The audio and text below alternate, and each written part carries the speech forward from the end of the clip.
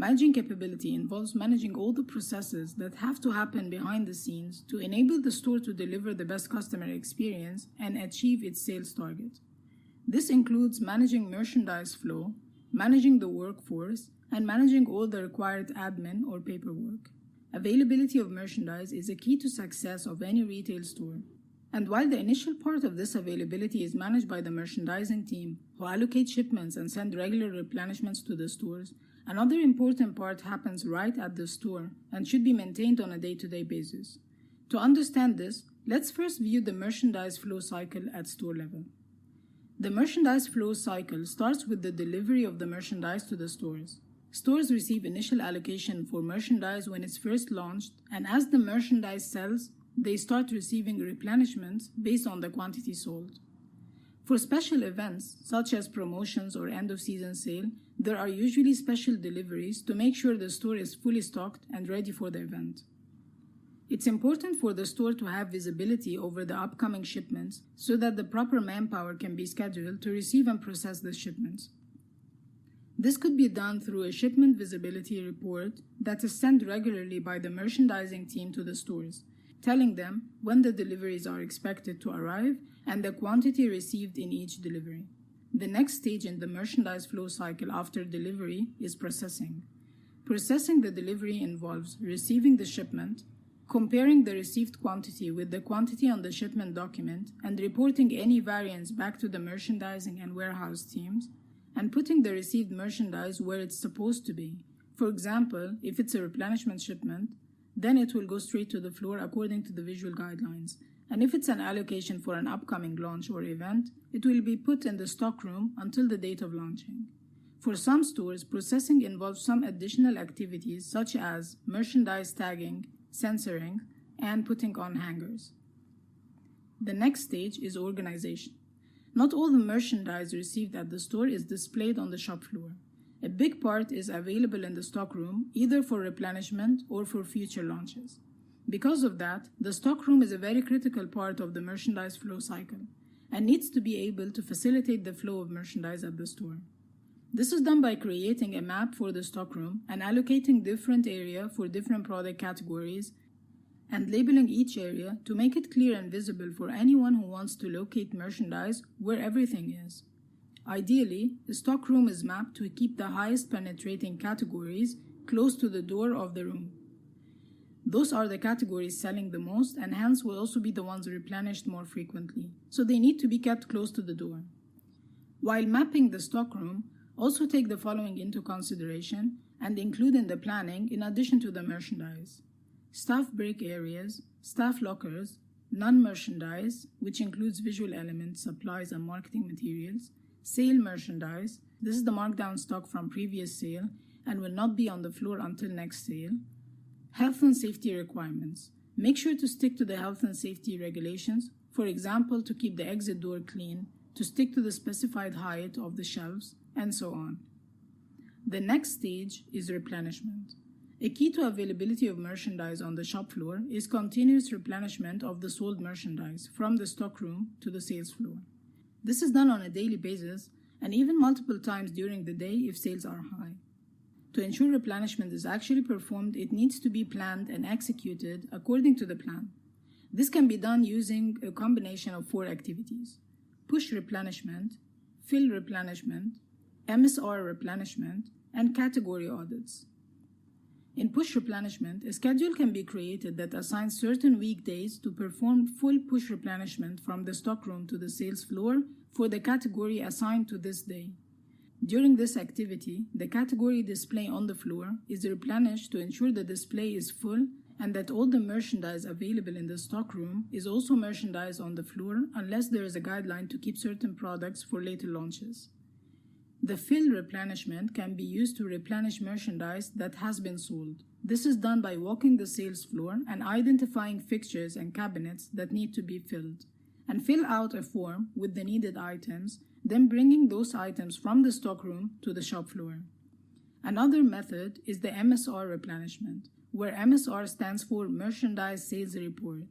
In this method, the sales report is generated at specific time intervals and whatever SKUs have been sold are brought out of the stockroom and pushed back on the shop floor.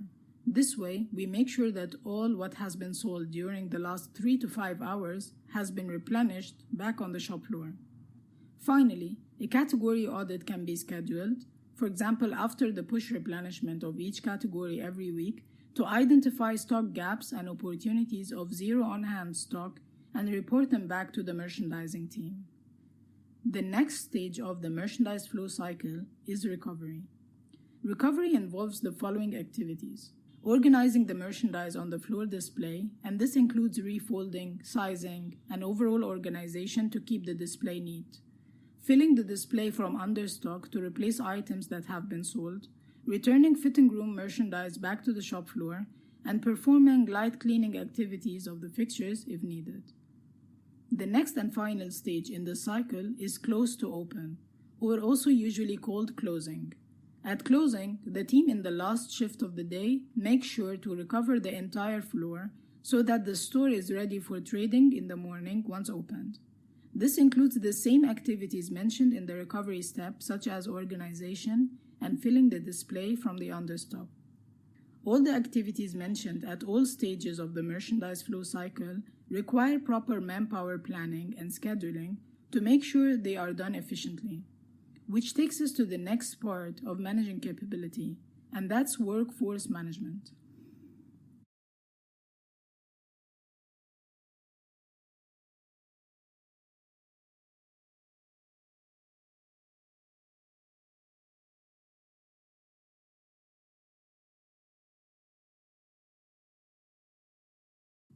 Managing manpower at the store involves two areas: scheduling the team, and this includes which days they will come to work and which shifts they will be assigned, and assigning tasks. This is done through daily schedules and plans that assign certain tasks and certain store areas to each member. For example, when we talked about receiving and processing shipments, there should be someone scheduled to come on that day before the store opens at the scheduled time of delivery to receive the shipment, and the receiving and processing tasks should be assigned to those members scheduled at that time to complete the task during the assigned time. To manage the workforce efficiently, we need to have certain data inputs to plan based on them.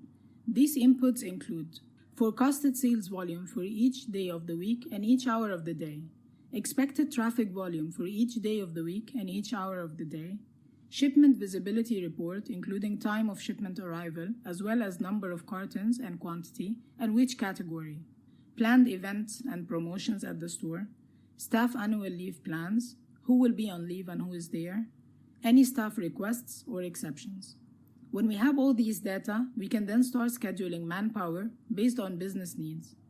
Ideally, the scheduling should be mapped to match the trading volume, where peak hours of trading in terms of sales or traffic will have the highest manpower coverage on the floor, and the lowest hours and days will have the least manpower and also have the most day-offs. Manpower planning should be done well in advance. Ideally, a tentative schedule should be there 4 weeks ahead, although it's hard to predict it will stay the same. This is for planning purposes, but also to give the team a heads up so they can make their own plans around their expected schedule. During each day, each team member should then be zoned or assigned the tasks for the day by their respective manager or supervisor. The final part of managing capability is admin and communication. This includes all the paperwork that needs to be maintained by the store for audit purposes, such as banking reports, shipment receiving documents, staff attendance, and any spot checks that need to be performed on a regular basis. It also includes receiving and cascading all the communication that comes from the headquarters to the store by email, as well as sending any required communication on a regular basis.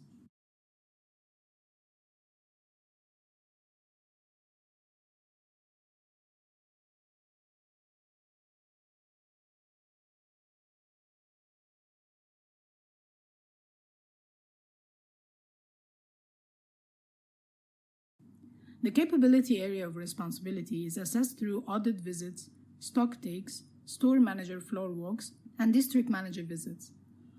Audit visits are unannounced visits by members of the corporate audit team to check if the store is operating according to the company's SOPs. This is done using a specific audit checklist that asks questions to reveal if certain processes are done according to the SOP. For example, a question could be to check if the store has been opened by 2 staff members, because this is the company guideline for opening, and so on. And then the store either gets the point or not. All the different areas are then checked and the store receives a final score that reveals to what degree this store is following the company guidelines. In particular, audit visits focus on areas related to cash management and merchandise management, because these are the areas that can lead to stock loss or thefts. The store usually receives multiple audit visits throughout the year, and then an average score is taken. To practice for the audit and also as a self-regulating best practice, the store can conduct self-audits on a regular basis, using the same checklist of the official audit to assess compliance and rectify any mistakes before the official audit. To assess and manage stock loss at the store, a stock take is scheduled on a regular basis to check the store shrink or stock loss.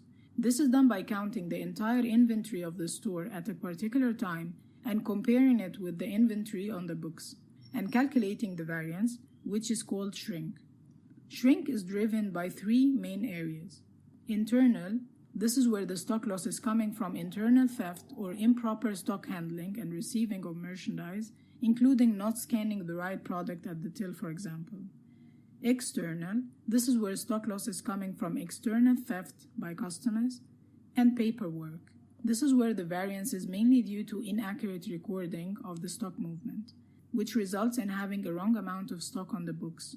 When this happens, usually there is an up and down in merchandise, where the stock lost at one store is found as an excess stock at the warehouse or at another store that received an internal transfer. To minimize shrinkage, the store needs to follow the guidelines when it comes to handling and recording merchandise, and analyze the latest shrink reports to create a stock loss action plan to address the areas where the most stock loss happened at the store and the underlying causes. When the shrink report is analyzed, patterns could be spotted regarding the most inventory that has been lost and the area at the store where this inventory is. This area could be identified as high risk and included in the plan to be a focus area. The stock loss action plan will have specific actions to be executed over a specific period of time and certain team members assigned to take those actions. Then it gets signed off by the respective manager, who then follows up on whether or not those actions have been taken. If the plan was successful, it should show in the results of the next stock counts. The store doesn't need to wait for the next stock take to count merchandise and assess performance.